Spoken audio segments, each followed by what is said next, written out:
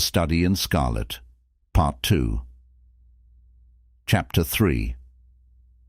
3 weeks after Jefferson Hope's departure, John Ferrier anxiously awaits his return, dreading the loss of his adopted daughter Lucy to marriage.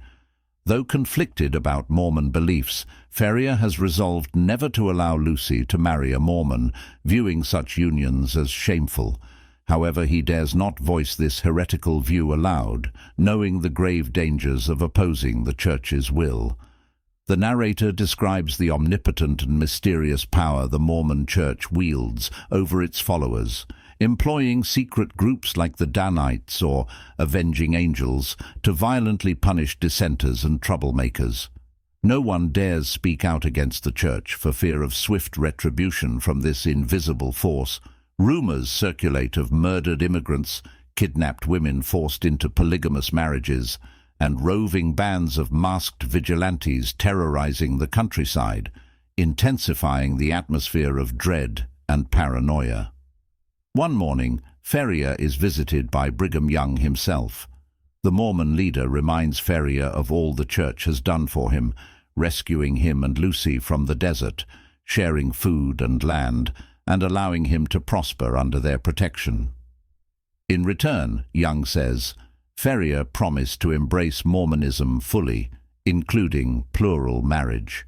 He chastises Ferrier for failing to wed and chides him for allowing Lucy to remain single in violation of Church doctrine. Young reveals that Lucy has caught the eye of several high-ranking Mormon elders. He gives Ferrier 1 month for Lucy to choose between the sons of 2 church leaders, Stangerson and Drebber, insisting she must marry a faithful Mormon. Ferrier protests that Lucy is too young, but Young threatens him ominously should he defy the will of the Church Council on this matter.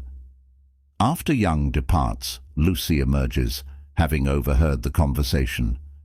She is pale and frightened, but Ferrier comforts her, promising to send word to Jefferson about their predicament.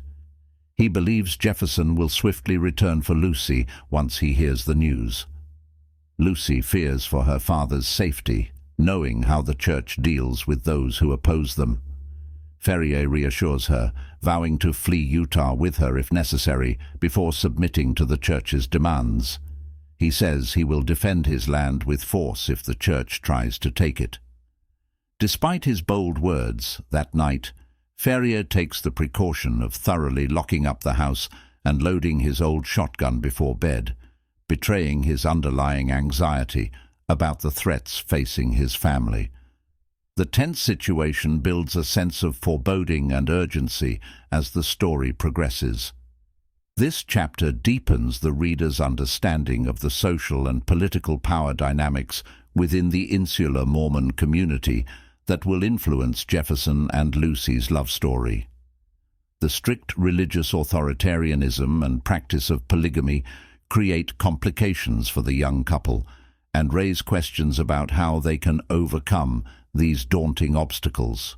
The menacing confrontation with Brigham Young, along with references to shadowy sects like the Danites, inject elements of danger and suspense into the plot, foreshadowing the conflicts to come as the characters resist the Church's control over their lives.